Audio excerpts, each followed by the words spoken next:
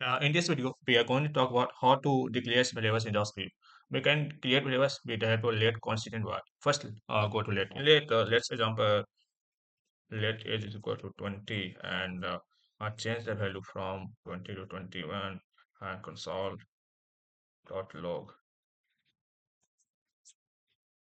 You see that node new dot this. You change the value change from 2021. So we in let values can be changed, but in constant value cannot change if we let use constant instead of let. You see there is going to error.